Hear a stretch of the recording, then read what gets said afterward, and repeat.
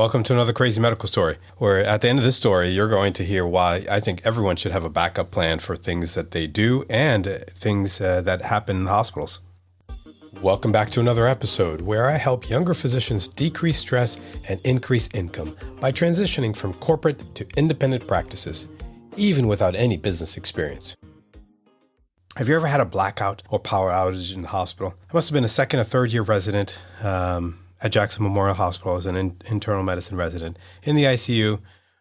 I wish I could remember the residents that were with me at the time, but it was early evening, and I was making my rounds and checking on patients when a power outage hit the hospital.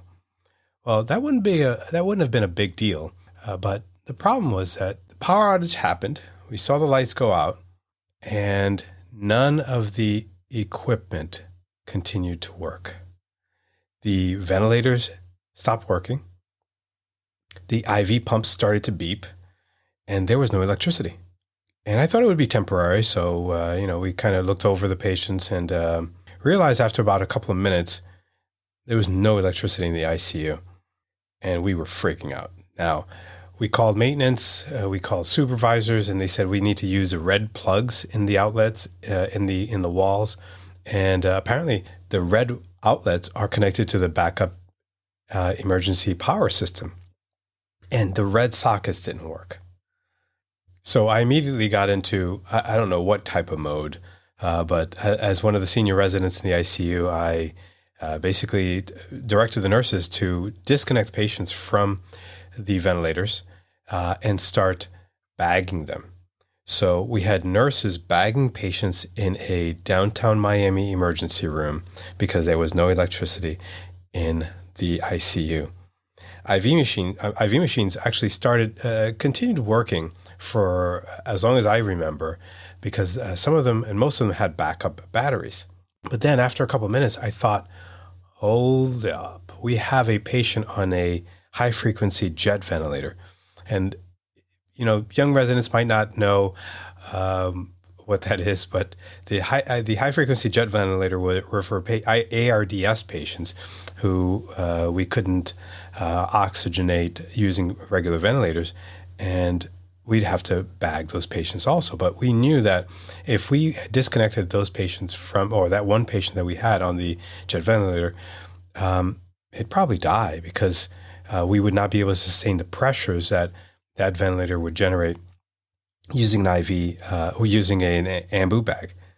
And so we ran up to that bed, and it was still working. So come to find out that ventilator, that high frequency jet ventilator, had its own battery backup system and was continuing to work. This blackout lasted probably about 30 minutes. I can't remember the exact time frame, but I remember just freaking out in the ICU with 18, 20 patients, with nurses bagging ventilated patients. And it was a scene. It was a scene almost like a scene in a movie. The moral of the story is that stressful situations can come in many flavors. I once read a book called Rare Leadership. And one of the traits of a good leader is that they embrace hardship. So I definitely embraced that hardship, and we survived that ICU blackout. And I say have a backup plan. Everyone who knows me always knows that I always have a plan B, plan C for things that happen in life, and that's definitely something that helped decrease my stress in practice. The second thing is we need to be thankful for what we have, especially in the United States, where we have electricity every day. We have things that have battery backups. I grew up in Haiti where this was not the norm. So I was definitely grateful that we had battery backups on the ventilators and that we have electricity every day. So that's the Crazy Monday story of the day. Do you want to hear more crazy stories like this? Don't forget to follow this podcast on your favorite app so you can get an alert when new episodes are released. Thanks for listening, and tune in next week for another crazy medical story.